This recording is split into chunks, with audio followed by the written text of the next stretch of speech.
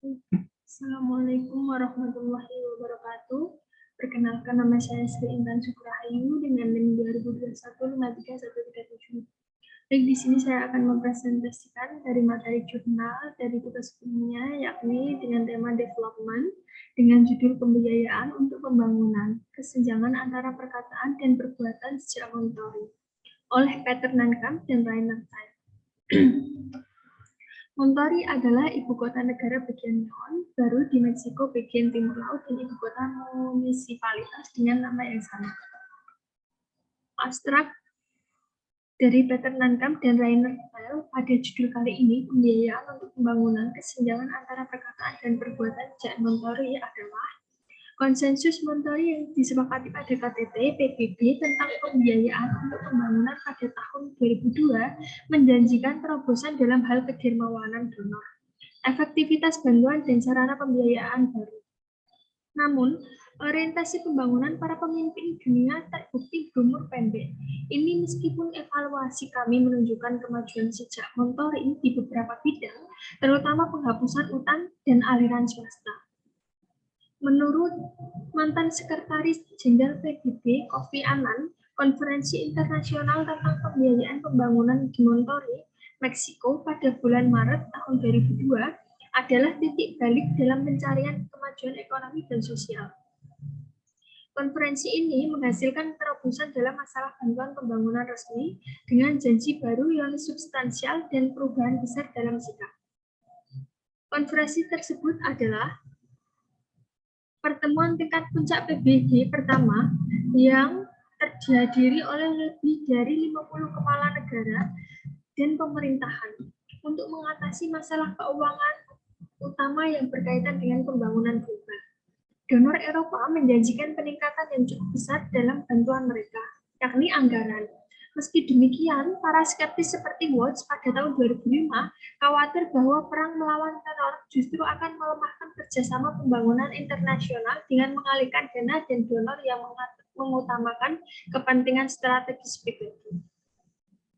Ambiguitas serupa masih terjadi setelah konferensi internasional tindak lanjut pembiayaan pembangunan untuk meninjau implementasi konsensus Monterrey di Doha, Qatar pada November sampai Desember pada tahun 2008. Kritikus mencatat kemajuan di beberapa bidang konsensus Monterrey serta deklarasi Doha membahas 6 bidang utama yang disebut tindakan utama. Mulai dari mobilisasi sumber daya keuangan domestik hingga masalah sistematik seperti konferensi sistem moneter, keuangan, dan perdagangan internasional. Dalam upaya memerangi korupsi, mantan Presiden Bank Dunia James Wilson menyoroti korupsi sebagai hambatan utama bagi bantuan yang efektif dan pembangunan ekonomi pada tahun 1996. Salah satu ucapan beliau yakni jangan berbasa-basi, kita perlu menangani kanker korupsi. Indeks persepsi korupsi atau yang disingkat dengan IPK, Transparansi Internasional dengan jelas mengungkapkan bahwa korupsi tetap merajalela. IHK terbaru tahun 2010 memiliki kesamaan dengan IHK tahun 2002, yaitu pada saat menyetujui konsensus Monterrey bahwa lebih dari 2/3 dari semua negara-negara yang terdaftar mendapat skor di bawah nilai indeks 5. Dalam skala dari 10 sama dengan sangat bersih hingga 0 sama dengan sangat korup. Hanya 5 dari 70 negara yang mendapat skor di bawah 5 pada tahun 2002 yang melampaui ambang batas hingga tahun 2010. Dalam upaya meningkatkan bantuan resmi, keandalan donor dan prediktabilitas bantuan dipertanyakan tidak hanya berkaitan dengan skema bantuan khusus seperti MCC, bantuan yang disalurkan oleh semua donor DAC memang memiliki sedikit peningkatan pada tahun 2005 dibandingkan tahun-tahun sebelumnya.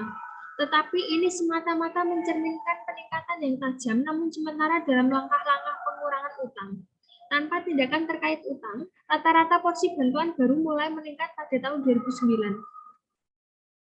Dalam upaya keringanan utang, MDRI menawarkan keringanan utang kepada pemberi pinjaman multilateral. terutama IMF dan Bank Dunia oleh negara-negara yang menyelesaikan proses perkasa HIPC yang cukup rumit. Per Desember tahun 2010, paket pengurangan utang di bawah inisiatif ini telah disetujui untuk 36 negara, yakni 32 diantaranya di Afrika, yang memberikan jumlah keseluruhan sebesar 75 miliar US dollar dalam bentuk peringanan pembayaran utang. Dalam upaya bantuan untuk perdagangan adalah salah satu bidang khusus di mana para donor telah berjanji untuk memberikan sumber daya keuangan. Misalnya Higgins dan Ross pada tahun 2010. Terutama sejak perkasa bantuan dan perdagangan diluncurkan pada pertemuan tingkat menteri WTO di Hong Kong pada tahun 2005. 5 kategori bantuan yang luas, kebijakan dan peraturan perdagangan, infrastruktur terkait perdagangan, pembangunan kapasitas produktif, termasuk pengembangan perdagangan, penyesuaian terkait perdagangan, dan kebutuhan terkait perdagangan lainnya. Telah diidentifikasi berpotensi kondusif untuk integrasi negara-negara berkembang di dunia. Dalam upaya memperkenalkan instrumen inovatif, secara umum kepentingan kuantitatif penggalangan dana melalui instrumen inovatif masih sangat kecil dibandingkan dengan ODA tradisional. Garis Hankar pada tahun 2009 memperkirakan bahwa sumber alternatif pembiayaan konvensional, termasuk dari donor non-DAC, baru berjumlah sekitar 12 miliar US dollar pada tahun 2000 sampai dengan tahun 2008. Yaitu 1,3% dari ODA bruto selama periode yang sama. Berfokus pada penggalangan dana dan meninggalkan fungsi pengarahan pada instrumen tertentu, pengenalan pajak baru mungkin lebih rendah daripada menaikkan tarif pajak yang ada. Misalnya, cenderung lebih hemat biaya untuk mobilisasi pembiayaan tambahan terkait MDG melalui tarif yang lebih tinggi.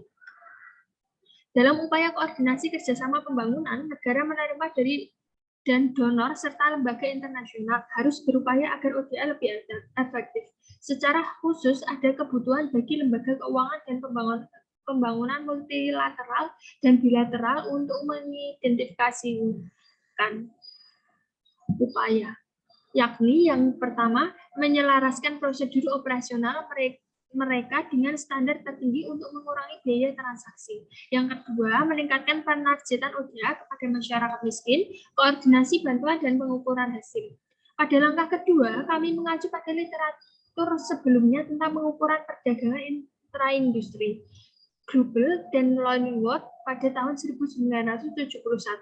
Yang disebut tumpang tindih perdagangan sering digunakan untuk menilai relevansi empiris perdagangan intraindustri. Perhitungan kami didasarkan pada data komitmen bantuan dari CRS. Kami membandingkan periode sebelumnya, konsensus Promontory pada tahun 1999 sampai tahun 2001 dengan periode terbaru yang datanya tersedia pada tahun 2006 sampai dengan tahun 2009. Indeks TAIL untuk 11 donor utama yang ditunjukkan pada kejadian tidak mengungkapkan kecenderungan keseluruhan terhadap bantuan yang lebih terkonsentrasi dan kurang berkembang biak. 34 menilai indeks menurun selama periode yang dipertimbangkan untuk 4 donor, yakni negara Prancis, Jerman, Belanda, dan Inggris. Mereka pergi ke Jepang dan hampir tidak berubah untuk 6 donor yang tersisa, yakni negara Denmark, Uni Eropa, Swedia, AIDA, Norwegia, dan Amerika Serikat. Dalam upaya menarik FDI, berbeda dengan bantuan yang mengalami stagnasi sampai saat ini, investasi asing langsung meningkatkan pesat selama 3 dekade terakhir.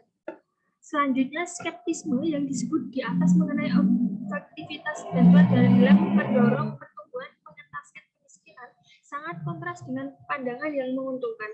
Diadakan di FDI, pendukung globalisasi serta kritikus terkemuka sebagian besar setuju bahwa FDI dapat membawa berbagai manfaat bagi negara berkembang tuan rumah.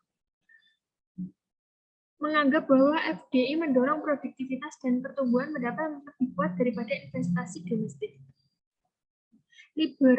Liberalisasi dan promosi FDI dapat membantu perubahan nyata dalam pola FDI. Kik pada tahun 2009, Kik menyimpulkan bahwa praktik mungkin mengejar teori, yang menurutnya FDI harus mengalir dari model yang melimpah, negara kaya ke negara miskin model yang langka.